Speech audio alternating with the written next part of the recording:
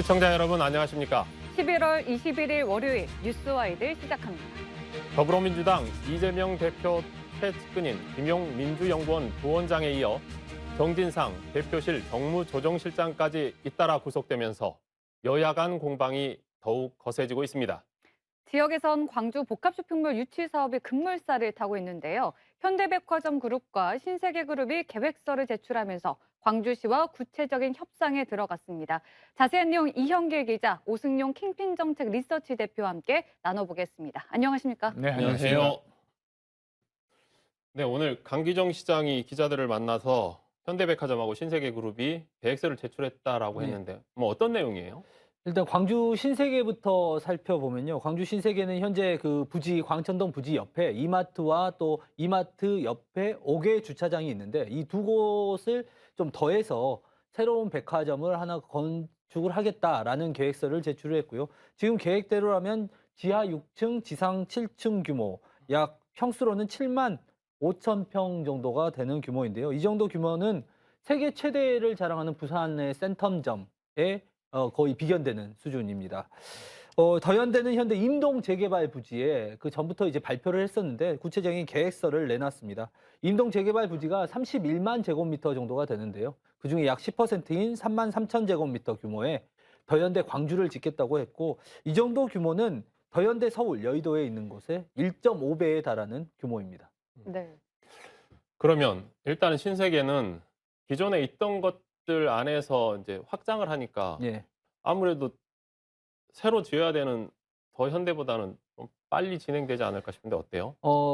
광주 신세계도 새로 짓는 거라고 보면 됩니다. 지금 부지는 금호로부터 임대해서 쓰고 있거든요. 임대 기간은 2031년까지 약 우리가 주거 단지로 보면 전세 개념으로 5천억을 주고 쓰고 있는데 그곳을 건들지는 못하고요. 자기 땅이 아니니까. 이마트 부지하고 그 옆에 주차장 부지가 자기 땅인데 그거를 이제 더해야 됩니다. 지금 현재로도 지을 수는 있는데 그 가운데 도로가 2차선 도로가 나 있기 때문에 이 도로가 시 소유거든요. 그러니까 시 소유의 그 도로를 주면 우리가 다른 데에 우회 도로를 기역자로 놓고 그 금호월드 사이죠. 그쪽에 놓고 또 추가로 해서 광천동 사거리 큰 곳 그곳에 지하차도를 건설을 하겠다라는 제안을 해놓은 상황입니다. 네, 그런데 예전에 그 복합 쇼핑몰을 추진했을 때도 이 도로 뭐 지구 단위 변경을 신청을 했다가 특혜 논란이 있지 않았습니까? 예. 이번에는 어떻게 잘 될 수 있겠습니까? 그때 상황을 다시 되짚어 보면요. 2014년도에 지방선거가 있었고 윤장현 광주시장이 새로 들어왔습니다. 광주시장이 그때 당시만 하더라도 이제 광주가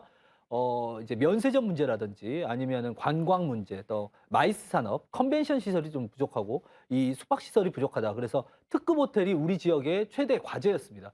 특급 호텔을 어떻게 유치 못하나 이렇게 있는데 신세계가 그럼 우리가 호텔을 짓겠다. 대신 호텔과 함께 백화점을 좀 증축하겠다라는 계획을 2015년도에 내놨고요. 이게 좀 진행이 됐었습니다. 광주시와. 근데 2017년 5월 대선을 앞두고 민주당에서 내려와서 민주당의 을지로위원회가 당시 있었거든요. 이 을의 입장에서 봐준다 하는 을지로위원회였는데 그때 광주시 내에 소상공인들과 만났습니다. 만나고 2017년 2월 달에 이렇게 백화점을 크게 짓게 되면 소상공인들의 피해가 크다라는 우려의 목소리를 광주시에 제출을 했고 그 이후에 광주시가 무슨 말을 안 했지만 당연히 이거는 무산되겠구나. 왜냐하면 대선 전이었고 또 신세계 입장에서도 사실상 내부적으로는 이제 더 추진할 동력을 잃었다. 이렇게 해서 그때는 무산이 됐었던 거고요. 네. 지금은 사실 정부라든지 아니면 당이라든지 광주시라든지 시민들이라든지 모든 한 목소리로 복합 쇼핑몰 같은 좀 우리 문화공간, 즐길 거리 좀 필요하다라는 이런 니즈들이 크기 때문에 이번에는 조금 더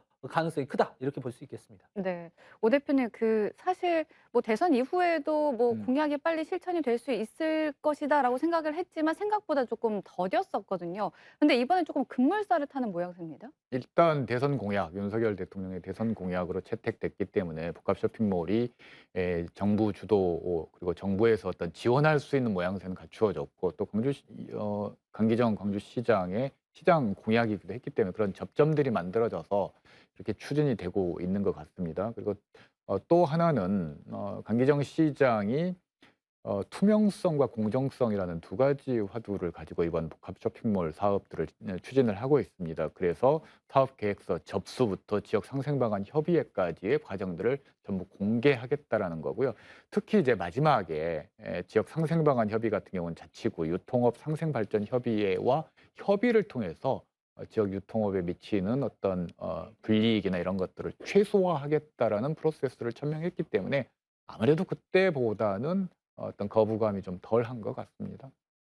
이현길 기자, 네. 오늘 또 강기정 시장이 이런 공정 부분에 대해서 이야기를 했나요?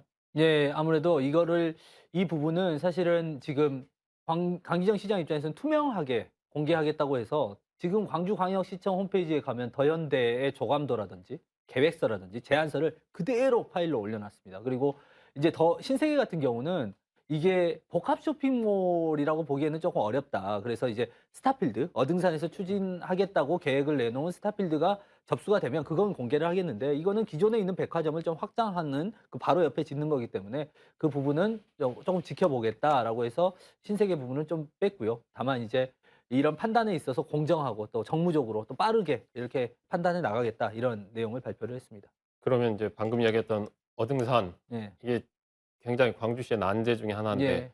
그 스타필드 내용은 언제쯤 뭐 나올 거라는 얘기가 있나요? 사실 지금 어등산의 기존 우선 협상 대상자와 소송이 진행 중이기 때문에 이 소송에서 광주시가 승소를 해야만이 새로운 우선 협상 대상자를 이렇게 모집을 할 수가 있습니다.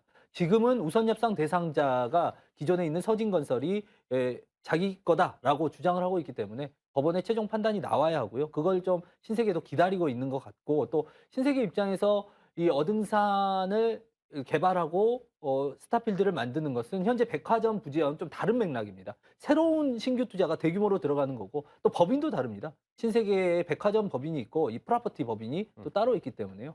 아마 그 내용은 지금 진행이 되고 있는 것으로 그렇게 알고 있습니다.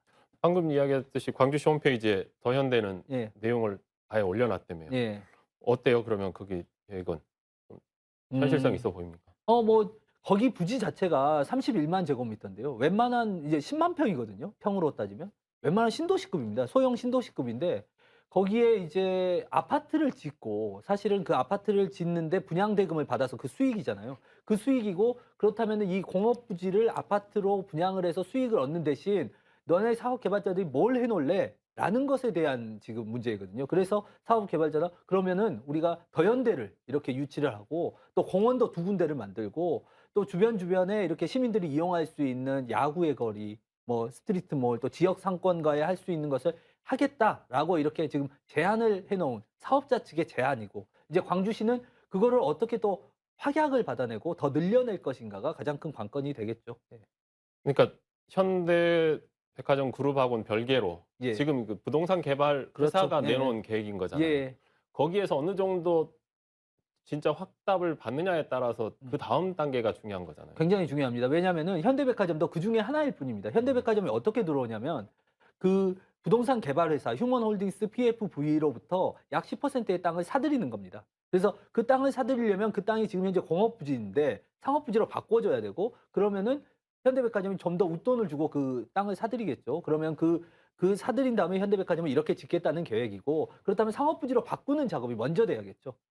그 과정 속에서 어떻게 협상을 이뤄내느냐는 되게 중요한 문제입니다. 네. 협상이 중요하다고 하셨는데 지난 7월 6일에 이제 현대백화점이 협상이 진행 중이다라고 했었거든요. 예. 그 이후의 상황은 좀 어떻습니까?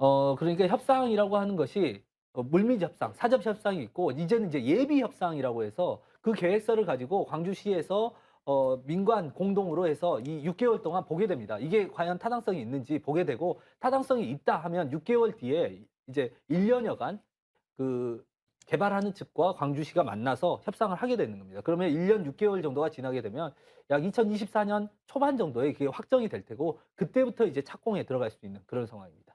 네. 한참 기다려야 돼요.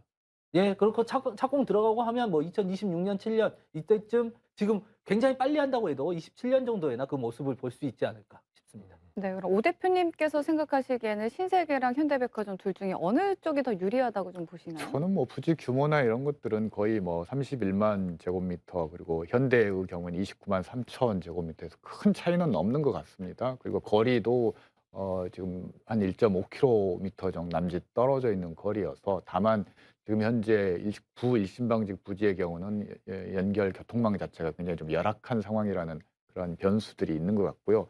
제가 보기에 가장 큰 변수는 일단 두 가지 측면인데 하나는 일단 도시계획 변경이 이루어져야 되는데 이게 얼마나 신속하게 이루어지느냐 문제가 있고요. 두 번째로는 이제 지역 상생 방안 협의인데 이게 이제 말은 지역 상생 방안이긴 하지만 자영업자들, 소상공인들과에게 과연 복합 쇼핑몰 입점 업체가 이른바 지역사회 재환원 차원에서 얼마 정도가 이게 타협이 될 수 있느냐가 관건이라고 할 수 있을 것 같은데요. 아마 그 타협의 시간이 의외로 허가나 뭐 도시계획 변경, 승인 변경과 같은 것보다 훨씬 오래 걸릴 수 있다고 봅니다. 저희가 지금 복합 쇼핑몰 이야기하고 있는데 원래는 세 곳이잖아요. 예, 현대, 신세계, 롯데. 롯데. 롯데는 뭐 하고 있죠? 롯데도 지금 롯데가 가지고 있는 땅이 양산동에 롯데 칠성 부지가 있거든요. 그런데 이 문제가 있습니다. 사실 양산동의 그 롯데 칠성 부지는 상업 부지로 바꿔주기가 현행 법상 불가능한 그런 측면이 좀 있습니다. 롯데도 아마 알고 있을 것 같고요. 그 부지 전체가 지금 공업 단지로 묶여 있고 거기는 이제 창고 부지인데 그거를 상업 부지로 바꿔줄 수 없는 그런 상황이고 또 우치공원 패밀리랜드를 보고 있잖아요. 근데 패밀리랜드는 이미 위탁 사업자가 있고 또 이 테마파크라고 하는 것이 수익성이 그렇게 크지 않습니다. 그래서 제2 롯데월드 부산에 지은 것도 당초 계획보다 대폭 축소가 됐거든요. 그래서 광주에다 그렇게 투자만 하고 수익성이 없는 걸 할 것이냐라는 문제도 있고 또 롯데가 현재 롯데건설의 유동성 문제가 현재 걸려 있어서 롯데가 조금 늦은 그런 상황입니다. 네, 앞서 말씀하셨듯이 이제 광주시에서는 어찌 됐든 뭐 신세계와 현대백화점 두 개를 두고 공정하게 결정을 내리겠다 이런 입장인 걸로 보이는데요. 예. 어떤 게 좀 관건이 될 거로 좀 보시나요? 지금 핵심은 광주 신세계 같은 경우는 시도로 88m를 광주 신세계로 넘겼을 때 그에 따르는 상응하는 조건이 이게 맞느냐. 그러니까 기역자 도로를 넣고 지하차도를 해주는 게 이게 맞느냐 아니면 더 큰 걸 받아올 수 있느냐라는 부분이고 또 더현대는 임동 재개발입니다. 임동 재개발을 어떻게 할 거냐. 이 근대 문화이기도 하고 공장 부지인데 이 재개발을 어떻게 할 것이냐에 사실은 더현대의 입점이나 그 시기나 그 방식도 크게 달라질 것으로 보입니다. 네, 이영길 기자의 이야기는 여기까지 나누겠습니다. 네, 감사합니다. 고맙습니다. 네, 이어서 정치권 살펴보겠습니다. 이재명 민주당 대표 최측근인 정진상 당대표 정무조정실장이 결국 구속됐죠. 사법 리스크가 이 대표 턱밑까지 다다랐습니다. 이 대표의 리더십도 위기입니다. 일단 오 대표님 어떻습니까? 정진상 실장의 구속 그리고 여기에 보니까 사선인 노웅래 의원 뇌물수수 혐의까지 나왔단 말이죠. 이거 그러면 민주당 전체 위기로 지금 확대되는 거 아닌가 싶어요. 네, 민주당판 더블 딥이다 뭐 이렇게 표현할 수 있을 것 같습니다. 그 첫 번째 위기는 이른바 이재명 대표와 관련돼 있는 대장동 수사가 김용 부원장과 정진상 실장의 구속으로 지금 계속 이재명 대표를 향해서 오고 있고 또 구속영장에는 정치 공동체라는 표현이 나왔다라는 거죠. 그 최종적인 책임이 이재명 대표에 있다라는 말의 다른 표현이라고 할 수 있어서 조만간 올 연말에 이재명 대표에 대한 검찰의 소환 수사가 이루어질 수 있다라는 전망들도 나오고 있고요. 또 하나의 위기는 그와는 좀 다른 측면, 이정근 민주당 전 사무부총장의 이른바 그 특가법상 알선 수재와 관련된 혐의들이고요. 이미 본인은 구속돼서 수사를 받고 있고 이정근의 진술에 의거해서 지금 노웅래 의원의 자택에 대한 압수수색을 통해서 현금 다발 3억이 지금 나온 상태고요. 또 민주당 중진 의원들에 대한 어떤 이야기들이 계속 나오고 있는 상황이라 이 두 가지 차원에서 계속 검찰의 수사가 민주당을 압박하고 옥죄고 있는 그런 상황인 것 같습니다. 이렇게 검찰이 계속 이재명 대표는 놔두고 주변의 사람들을 계속 치다 보면 그 단일 대우가 약해질 수밖에 없잖아요. 네, 뭐 그런 상황인데요. 우선 가장 큰 위기의 중심에 이재명 대표가 있다라는 것은 민주당 내부에서도 누구나 다 인정하고 있는 것이고 다 인지하고 있는 부분들이죠. 검찰 입장에서는 이재명 대표에 대한 수사를 결코 서두를 의지는 없어 보입니다. 왜냐하면 야당 대선 후보였었고 야당의 현재 당 대표를 역임하고 있기 때문에 자칫 섣부르게 수사를 진행했을 경우, 예컨대 뭐 소환을 하거나 구속영장을 청구를 했을 경우, 이게 만약에 기각이 됐을 경우 그 후폭풍은 검찰이 감당하기 힘든 수준으로 오기 때문에 이재명 대표에 대한 수사는 최대한 천천히 사실관계를 확인하면서 진행할 가능성이 있고, 다만 그 주변 그리고 민주당 의원들에 대한 압박 수위, 수사 진척 속도는 상대적으로 좀 빠르게 진행될 소지가 있어 보입니다. 그렇게 되면은 검찰의 입장에서는 민주당 내부의 분열을 유도할 수 있다라는 그런 노림수도 있을 것 같습니다. 네, 민주당 내부 분야를 말씀하셨으니까 물론 앞으로의 이재명 대표에 대한 수사를 지켜봐야 되겠습니다만 벌써부터 내부에서도 저렇게 당 차원에서 좀 비호를 하는 게 맞느냐라는 얘기도 나온단 말이죠. 앞으로 이렇게 쭉 가다가 분당 가능성 있겠습니까? 분당까지 갈 수 있을지는 아직은 그 이야기는 좀 섣부른 진단일 것 같고요. 이런 건 있는 것 같습니다. 내부적으로 지금 이재명 대표를 향한 검찰의 수사가 진행되면서 그 위기의식이 고취되고 있는 것은 분명하고, 여러 지금 익명을 통해서 이야기들이 나오고 있는 것은 사실인데, 이게 이제 앞서 말씀드렸듯이 몇 가지 차원으로 수사가 진행되고 있습니다. 이재명 대표에 대한 수사만 진행되고 있는 게 아니라 이정근발 수사도 진행되고 있고요. 또 하나는 이제 김성태 쌍방울 회장의 연말 귀국 예정이라는 이야기들이 계속 나오고 있는 상황에서 이것이 대북 송금 문제가 100억 지금 터지고 있는 상황이라는 거죠. 그리고 북한 고위급 인사에 대한 뇌물 부분까지 지금 터져 나오고 있는데, 이게 전부 김성태 회장의 진술을 통해서 흘러나오고 있는 거라는 거고, 이게 결국 문재인 전 대통령과 외교 안보 라인에 대한 수사까지 확대될 수 있는 부분이어서 아마 민주당 차원에서는 당장 이재명 대표를 방화벽을 설정해서 끊어내기도 쉽지 않은 그런 상황이라고 봅니다. 네, 우리 정정명 변호사 나오셨는데 이재명 대표가 이러다 보니까 뭐 유검무죄, 무검유죄 그러면서 검찰을 맹비난했단 말이죠. 어떠세요? 이게 야당 탄압이라는 주장에 대해서 어떻게 보세요, 변호사님? 음, 먼저 개인적으로 현재 검찰에서 이루어지고 있는 수사의 범위나 속도 이런 것들을 감안하면 현역 당대표인 이재명 대표 입장에서는 유검무죄, 무검유죄라는 표현을 충분히 쓸 수 있을 정도는 된다고 봅니다. 네. 다만 정진상 실장 같은 경우에서는 지금 법원에서 8시간이 넘는 시간 동안 신문이 이루어진 끝에 구속영장이 발부가 되었습니다. 법조인으로서 봤을 때 구속영장이 발부가 어쨌든 그러한 긴 시간의 신문을 통해서 발부가 되었다는 것은 일정 부분은 범죄 혐의에 대한 소명이 이루어졌다라고 일차적으로 판단이 된 부분이기 때문에 어 향후 대응에 있어서는 무조건적으로 이런 무검유죄, 유검무죄라는 프레임으로 이렇게 대응을 하는 것은 조금 더 당 차원에서 고민을 해야 될 필요가 있다고 생각이 됩니다. 그러니까 뭐 김용 부위원장이나 정진상 네. 실장이나 두 사람 다 법원이 네. 구속영장을 발부한 거 아니에요? 그렇습니다. 그렇죠. 그러니까 뭐 검찰만 탓하기에는 좀 애매한 상황이에요, 지금. 네. 네. 음. 맞습니다. 그러면서 이제 이재명 대표는 네. 역공 메시지가 네. 민생이라는 거에 방점을 짓고 있단 말입니다. 여기는 어떻게 보세요? 그러니까 검찰의 수사에 대해서 본인은 우리는 민생을 지켜나가겠다고 하는데 그런 네. 부분들은 어떻게 보십니까? 아무래도 현재 이루어지고 있는 검찰 수사의 칼날을 좀 피해 나가려면 어찌 됐건 다른 이슈로 이렇게 선점을 해야 되기 때문에 그런 차원에서 찾은 게 아마 민생이라는 이슈가 되지 않았을까 하는 생각입니다. 네, 다만 과연 그것이 이재명 대표가 의도하는 대로 그렇게 수월하게 흘러갈 수 있을 것인지는 한번 지켜봐야 될 문제 같습니다.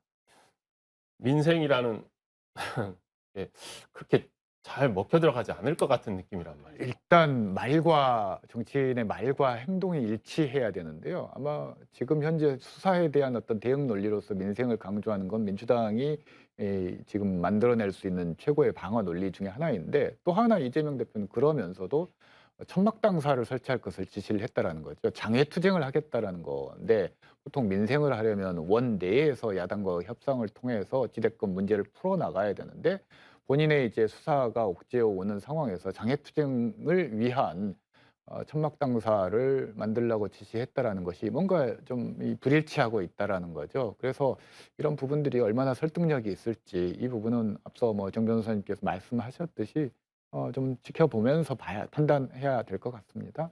네. 그런가 하면 이제 정진상 실장은 구속된 이후에 계속 이제 부인을 하고 있는데요. 앞으로 검찰 수사 어떻게 좀 전망을 하십니까? 개인적으로 일단 혐의를 부인했음에도 불구하고 구속영장이 발부되었다는 사실 자체만으로도 상당한 아마 부담이 될 겁니다. 또한 검찰 입장에서는 어떠한 수사의 정당성을 조금 확보한 차원이 있기 때문에 향후 검찰 수사는 조금 더 이재명 대표를 향해서 조금 더 신속하고 더 깊이 있는 수사가 진행될 것이라고 생각이 됩니다. 그 같은 맥락에서 그 남욱 변호사가 오늘 석방되고 나서 이제 막 쏟아내고 있잖아요. 네. 이런저런 측근들의 비리나 이런 네. 이야기들이.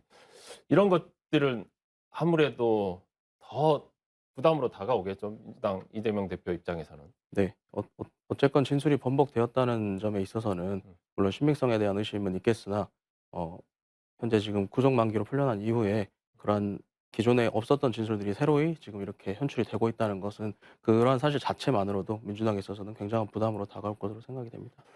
오 대표님, 이제 김만배 씨도 얼마 남지 않았잖아요. 네, 24일 0시에 구속기한 만료로 석방 예정인데요. 저는 김만배 씨의 향후 진술이 아마 이재명 대표에 대한 검찰 수사의 속도와 방향을 판단하는 데 있어서 아마 결정적인 진술이 될 것 같은데요. 지금 이전에 유동규 그리고 남욱 이분들은 과거 검찰 수사에서는 부인을 해오다가 지금 계속 진술을 번복하면서 범죄 유동규 그리고 김용, 정진상, 이재명 대표와 연관된 진술들을 계속 쏟아내고 있고 마지막 천화동인 1호와 1호를 이재명 측 지분이다라고 이제 남욱 변호사가 얘기했는데 그와 관련해서 핵심적으로 증언해 줄 수 있는 사람이 김만배 씨라는 거죠. 앞으로 김만배 씨가 재판에 출두해서 어떻게 진술을 하느냐가 이재명 대표에 대한 수사의 방향과 속도를 결정하는 결정적인 진술이라고 봅니다. 네, 말씀하신 대로 아까 그 천막 당사 이야기도 했지만 민주당은 검찰 사정정국과 야당 탄압을 비판하고 있는데요. 지난 주말엔 김건희 특검과 윤 대통령 탄핵 하야를 요구하는 광화문 촛불 행동 집회 더불어민주당 의원들이 동참해서 논란이 되고 있습니다. 오승영 대표님, 이 부분은 어떻게 보세요? 일단 민주당 공식적인 입장은 당과 무관하다. 여섯 분의 의원들이 아마 제가 막 기억하기로는 참석을 하셨는데, 근데 거기 면면을 보면 이른바 국민의힘의 윤핵관이 있다면 민주당의 이핵관에 해당되는 분들이라는 거죠. 민영배 의원도 비록 무소속이긴 하지만 이재명 대표와 아주 가깝다라는 것은 모두가 아시는 분들이고 결국 이제 공식적으로 민주당이 집회를 사주했다라는 비판을 피하기 위해서 개인적인 선택이라고 얘기를 하고 있습니다만 그걸 개인적인 선택으로 바라보는 사람은 민주당 내에도 없을 거라고 봅니다. 그래서 결국은 장애투쟁을 통해서 검찰 수사의 이런 예봉을 피해보겠다라는 것이 지금 집회를 통해서 나타나고 있는데 과연 이것이 대중적으로 호응을 얻을 수 있느냐의 문제인데 일단 지난 촛불 집회와 조금 다른 점 중에 하나는 대중적인 호응도가 촛불 집회와 비교할 수 없을 정도로 좀 떨어져 있다라는 거고 일단 집회 참석 인원 뭐 주최 측에서는 25만이라고 하는데 경찰은 2만 5천이라고 하는데 그 중간 지점에서 뭐 타협하더라도 10만이 채 안 되는 인원들이고 그나마도 또 민주당 외곽 조직들이 많이 관련되어 있는 상황이라는 거고요. 그리고 이제 이런 집회 참석 인원뿐만이 아니라 실제로 어떤 현재 진행되고 있는 민주당 내부에서의 반응들도 지금은 상황을 지금 관망하는 상황이지만 검찰 수사를 통해서 이제 민주당 의원들에 대한 소환, 오늘 김태년 의원 2억 진술이 나왔기 때문에 조만간 소환 조사를 피할 수 없을 것 같은데 이게 계속 나올 거라는 거죠. 그러면 아마 내부적으로 불만이 표출될 수밖에 없는 그래서 내부 동력, 결집력 자체가 이전과 좀 다르다라는 게 두 번째 차이인 것 같습니다. 변호사님이 보시기에는 네. 이 촛불 집회 민주당 의원들이 참석한 거에 대해서 어떻게 보세요? 우선 개인적으로는 국회의원은 정치인이기 때문에 본인의 정치적 의사를 표현한다는 차원에서 참여 자체가 문제가 되는 것 같지는 않습니다. 다만 그 시기에 있어서는 조금의 아쉬움은 있다고 생각이 됩니다. 아직 이제 이재명 대표에 대한 검찰의 수사가 계속 진행 중이기 때문에 그러한 것들이 뭐 예상되기로는 뭐 12월경에 소환 조사가 이렇게 이루어질 수 있다고도 지금 말이 나오고 있습니다. 그렇다면은 그러한 부분까지 고려해서 조금 더 나중에 촛불 행동에 참여를 하는 것도 괜찮지 않았을까 하는 생각이 듭니다. 그러면 변호사님 보시기에 올해 안에 검찰이 이재명 대표 소환할 것 같습니까? 어떻습니까? 이건 개인적으로. 네, 말 그대로 제 개인적인 의견인데요. 제 생각에는 연말경에는 아마 소환을 하지 않을까 올해 안에? 조심스럽게 추측을 해봅니다. 예. 오 대표님은 검찰이 올해 안에 이재명 대표 소환 뭐 저는 검찰 수사와 수사 이후에 예컨대 뭐 구속영장을 발부하는 것은 좀 다르게 봐야 될 것 같은데요. 수사는 올해를 넘기지 않고 시도할 가능성이 높다고 보고 또 구속영장이나 만약에 이런 부분들을 검찰이 고려하고 있다라는 것 사실 소환 조사할 때는 구속영장 발부까지 다 염두에 두고 준비를 하는 것으로 저는 알고 있거든요. 그것은 아마 조금 더 시기를 늦출 가능성이 있다. 아마 내년 2월에 법관 인사가 예정돼 있는데 아마 그러니까 법원 변수, 판사 변수까지 발생하지 않도록 고려할 가능성이 높다고 봅니다. 네. 여기까지 이야기 듣고요. 이어서 시청자가 주목한 뉴스 탑10 함께 하시겠습니다.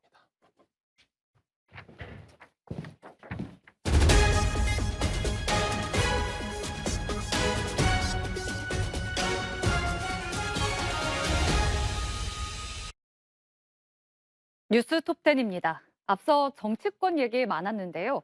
대통령실과 여야의 극한 대립 속에 윤석열 대통령의 지지율이 30% 안팎에 머물고 있습니다. 리얼미터가 지난 14일부터 18일 동안 진행한 여론조사 결과 대통령의 국정수행에 대한 긍정평가는 33.4%, 부정평가는 63.8%로 나타났습니다. 정당 지지도는 국민의힘 33.8%, 더불어민주당 48.1%, 정의당은 4%를 기록했습니다. 국제유가는 하락하고 있지만 국내 경유 가격은 6주째 상승하고 있는데요. 이렇게 경유 가격이 치솟으면서 경유차를 찾는 고객들이 크게 줄었다고 합니다. 최근 중고차 시장에서 경유차 거래량이 반토막이 났다고 하는데요. 현재 경유값은 휘발유보다 리터당 200원 이상 비싼데 이 가격차가 점점 커지면서 이젠 경유차를 처분하고 휘발유차를 사려는 운전자도 늘고 있다고 합니다. 어제 카타르 월드컵 개막과 함께 월드컵 관련 기사에도 많은 관심이 쏟아지고 있습니다. 특히 개막식에서 BTS 정국이 카타르 월드컵 공식 주제가를 부르며 전 세계인의 뜨거운 찬사를 받았는데요. 우리나라 가수가 월드컵 공식 주제가를 부른 건 이번이 처음이라고 합니다. 우리 대한민국 축구 대표팀은 오는 24일 밤 10시에 우루과이와 1차전을 앞두고 있는데요. 우리 선수들 모두 끝까지 다치지 않고 멋진 경기 보여줬으면 좋겠습니다. 지금까지 뉴스 톱10이었습니다. 네, 정 변호사님. 저희가 보통 대통령이 해외 순방 갔다 오면 지지율은 보통 오르는데 우리 네. 윤 대통령은 그런 효과도 없나 봐요. 네. 30% 이게 고착화되고 있는 것 같은데 네. 왜 그렇다고 보세요? 아무래도 현재 같은 경우 이번 순방에서도 현지에서 실황 생중계가 됐었는데요. 거기서 이제 포착되었던 어떤 그러한 행동 양태들 그런 것들이 국민의 기준에 있어서는 조금 못 미치는 부분이 있지 않았나 그런 생각이 조금 듭니다. 그런 부분 자꾸 실망스러운 부분들이 조금 비치기 때문에 지지율도 당연히 고차가 되는 게 아닌가라고 생각합니다. 그러니까 대통령이 가서 뭘 네. 해왔냐, 뭘 얻어왔냐라는 것보다는 거기서 조금만 그 행동 하나하나를 가지고 좀 문제되고 그런 것들이 오히려 국민이 이게 불안해하는 상황이 된 것 같아요. 그런 네. 부분들은 어떻게 생각하세요? 네, 말씀하신 대로 물론 해외 순방의 실질적인 성과도 중요하지만 어찌 됐건 1차적으로 국민들에게 비춰지는 모습도 저는 중요하다고 생각을 하는데요. 그런 부분이 뭐 이번에도 마찬가지고 저번에도 마찬가지고 항상 조금 실망스러운 부분이 상당히 있었기 때문에 네, 말씀하신 대로 그런 효과가 나지 않았나 싶습니다. 오 대표님 어떻습니까? 이게 지금 연이은 해외 순방에 대해서 그다지 전혀 효과를 못 보고 있는 상황이에요. 일단 원래 여론 보고는 없었던 것 같고요. 윤석열 대통령이 이른바 앞서 민주당판 더블딥을 얘기했지만 국민의힘판 윤석열판 더블딥이 있다라는 거죠. 하나는 고정 지지층이 30% 미만으로 굉장히 축소되어 있다라는 겁니다. 그것이 이제 첫 번째 딥이고요. 두 번째로는 약 50% 지난주 금요일 한국갤럽 기준으로 말씀을 드리면 약 50%가 이제 중도층인데요. 중도층 내에서 긍정평가가 18%, 부정평가가 무려 73%라는 겁니다. 그래서 이제 중도층 내에서의 지지 확장이 안 되기 때문에 고정 지지층도 이탈하는 세력이 있고 중도층에서는 매력적이지 않고 그러다 보니까 30%에 고착화되고 있는 그런 상황이라고 일단 여론 지형에서는 봐야 될 것 같습니다. 네. 두 분과의 이야기는 오늘은 여기까지 듣겠습니다. 함께해 주셔서 감사합니다.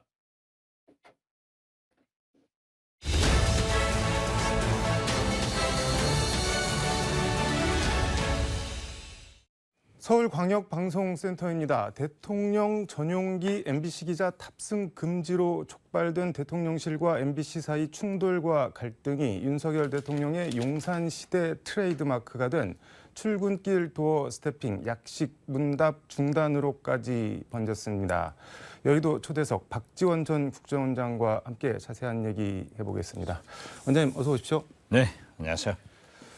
대통령실이 오늘 윤석열 대통령 출근길 약식 문답 중단하겠다 안 한다 이렇게 기자들한테 문자로 통보를 했는데 일단 지난 금요일 18일부터 좀 복귀를 해보겠습니다. 이때 윤석열 대통령이 도어 스태핑 하는데 이제 어떤 기자가 탑승 금지 거부 두고 선택적 언론관 아니냐 이렇게 질문을 했더니 대통령이 뭐 자유롭게 비판하시기 바란다라고 약간 뭐 능소적으로 말씀을 하시면서 핵심 축 동맹 관계를 사실과 다른 가짜 뉴스로 이간질을 하려고 아주 악의적인 그런 행태를 보였기 때문이다라고 이렇게 세게 말씀을 하셨습니다. 이거 어떻게 보셨나요? 우선 예. 도어 스태핑을 MBC 기자 때문에 이간질했기 때문에 중단한다. 이것은 윤석열 대통령의 업적 제1호를 포기해버리는 거예요. 제 1호를 포기. 이렇게 좁쌀 정치, 밴댕이 정치 하면은 국민이 되겠어요? 이게 초등학생이 네. 생일 파티 초청했다가 기분 나쁘니까 넣어오지 마. 이게 어떻게 있을 수 있는 일이에요. 그리고 네. 저는 이 국익을 해쳤다. 네. 뭐 이런 얘기는 상대방인 네. 미국 정부에서 괜찮다. 네. 아무 문제가 없다고 했잖아요. 네. 나는 왜 이걸 문제 삼아가지고 이렇게 하는지 진짜 이해할 수가 없어요. 지금 대통령이 이거 네. 할 때입니까? 이럴 때가 아닙니다. 김정은은 ICBM도 네. 쏘고 핵실험 한다 하고 우리 경제는 폭망했고 외교가 얼마나 중요한 이때 네. 저는 대통령께서 그렇게 속 좁은 밴댕이 정치, 좁쌀 정치 하지 마시고 크게 가라. 화내지 말고 하시라. 저는 그렇게 말씀드립니다. 근데 대통령실에서 기자들한테 보낸 문자를 보니까는 최근 발생한 불미스러운 사태와 관련해 근본적인 재발 방지 방안 마련 없이는 지속할 수 없다고 판단했다라고 했는데 아마 여기서 언급한 최근 발생한 불미스러운 사태가 지난 금요일 도어 스태핑 끝난 다음에 그 MBC 기자랑 YTN 출신 홍보기획 비서관이랑 뭐 설전하면서 뭐 지금이 뭐 군사정권 시대냐 뭐 부끄러운 줄 아셔라 막 이렇게 세게 붙었던데 그거를 지칭하는 것 같은데 그건 어떻게 보셨나요? 그렇죠. 아니 기자와 네. 대통령실 네. 정치인과는 항상 긴장이 흐릅니다. 네. 또 뭐 솔직히 말해서 네. 기자 출신 앞에서 제가 이런 얘기하는 것은 네. 옳지 않지만은 기자라는 게 좀 정치인들이 볼 때 버르장머리도 없고 네. 그런 게 있죠. 그렇지만은 기자는 그러한 직업 속성을 가지고 있기 때문에 네. 상대방이 싫어하든 좋아하든 질문을 하는 거예요. 네. 자, 대통령은 국민을 대표하는 국가 수반이고 네. 원수입니다. 그렇지만은 기자는 네. 1호 국민이에요. 기자가 국민을 대신해서 질문하면 답변하는 거예요. 네. 저희 정치인들도 기자를 무시하지 못하는 것은 1호 국민이기 때문에 하는 거예요. 그리고 민주주의 제일 중요한 게 언론 자유 아니에요. 네. 난 헌법 운운하셨더라고요. 네. 윤석열 대통령이. 그 헌법 보니까 언론의 자유는 보장한다고 돼 있지만은 기분 나쁜 기자 비행기 안 태운다는 없어요. 이래서는 안 됩니다. 그 재발 방지 방안을 뭐 마련을 해야 된다고 했는데 그 뭐 MBC 쪽에 이제 공을 던진 것 같은데 이건 공갈이죠, 공갈. 공갈이요? 그리고 네. 대통령실 출입 기자들한테 네. MBC 기자가 그렇게 했기 때문에 안 한다. 이건 협박이죠.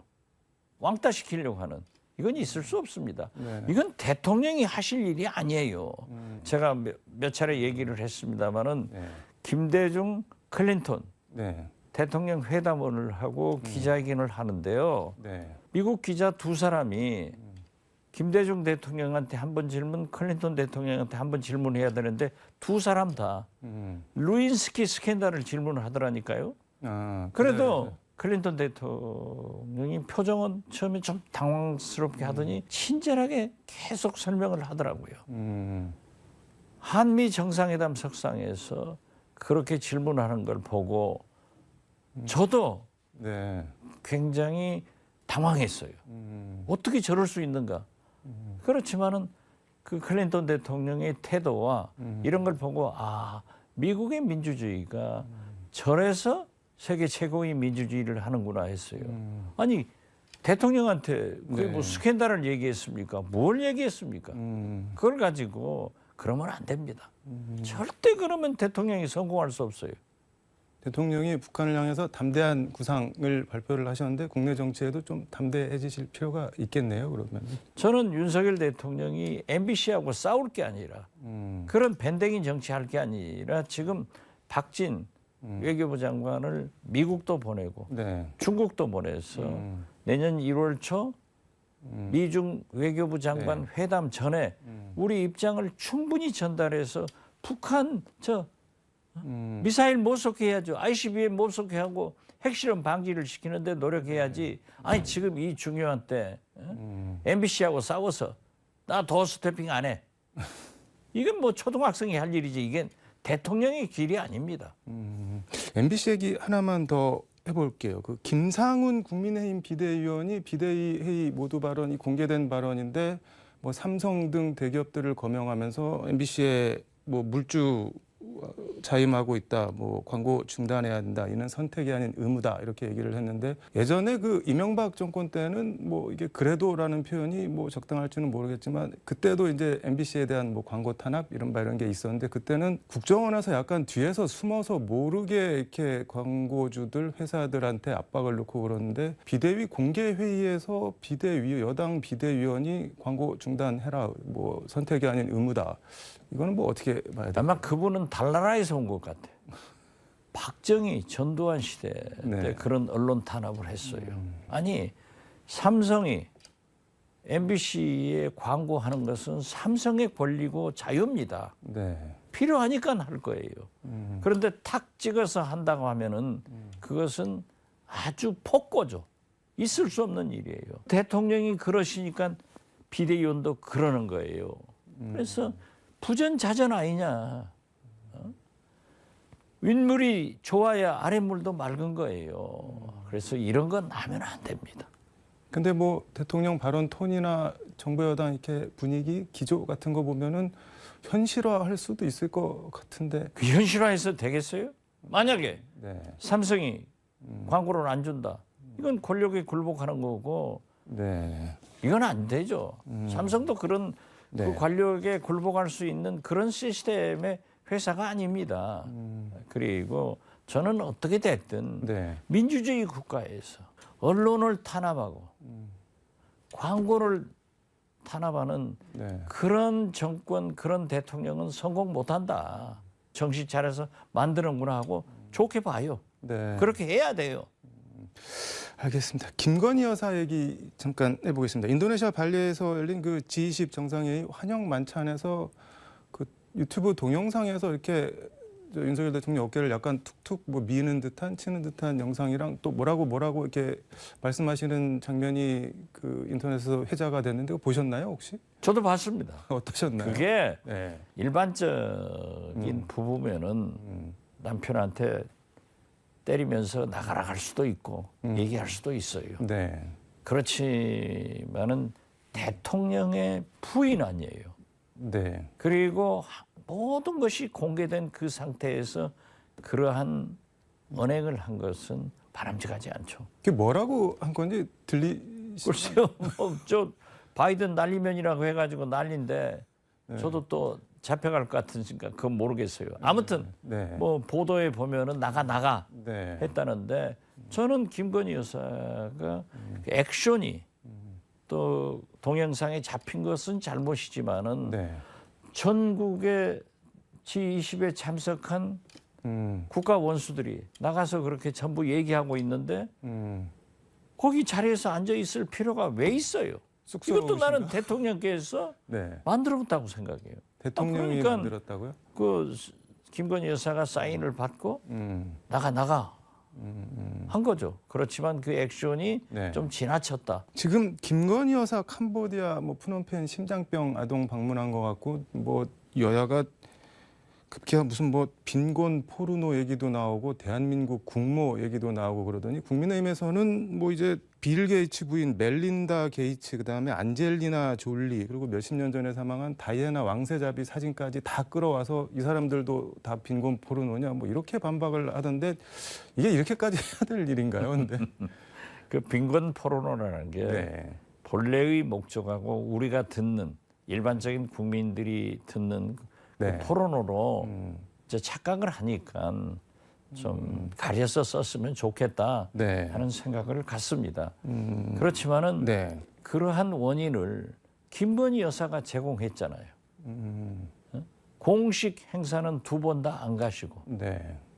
거기에서 가셔서 그렇게 사진을 그것도 기자들이 찍었으면 아무 문제가 없는 거예요. 네. 딱 전속 사진사가 찍고 이렇게 했다 하고 부대변인이 발표하니까 MBC 왕따 시키는 것도 문제지만은 네.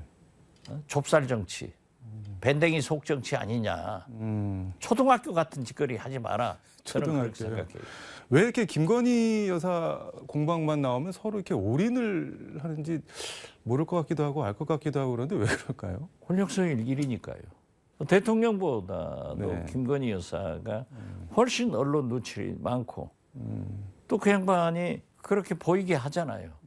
그래서 저는 뭐 좋은 사진을 갖다 쓰는 것도 좋지만은 네.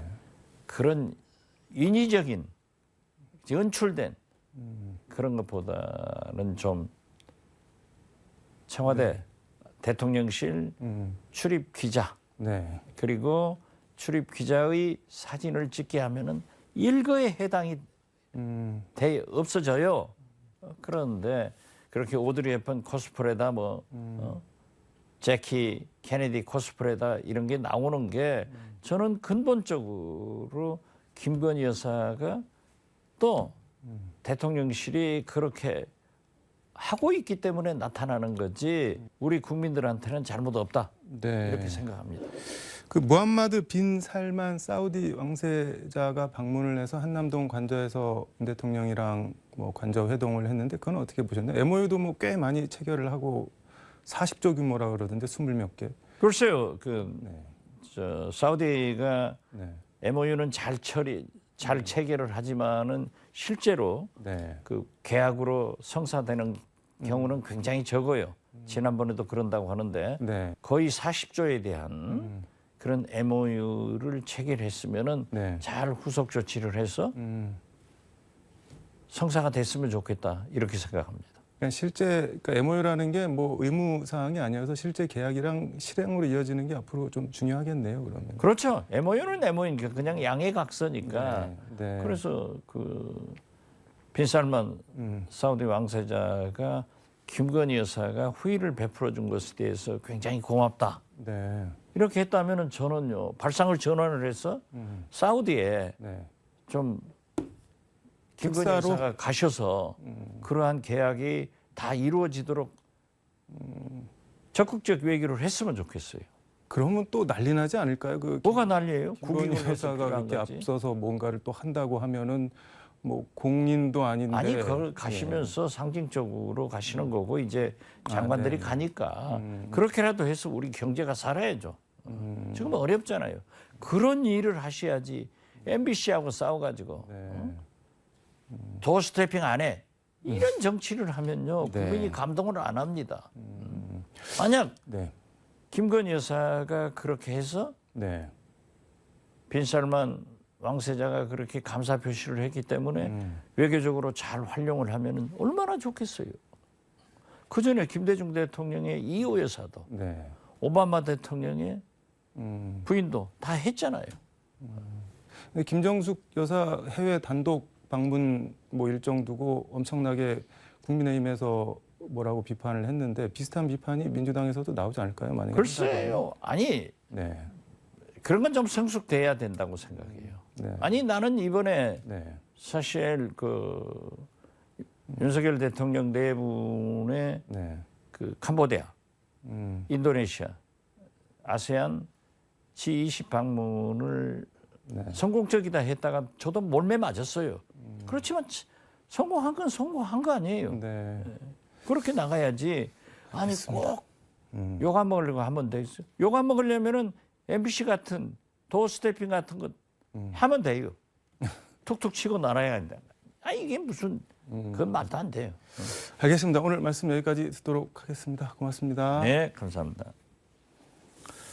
네, 지금까지 서울광역방송센터에서 박지원 전 국정원장과 함께 전해드렸습니다.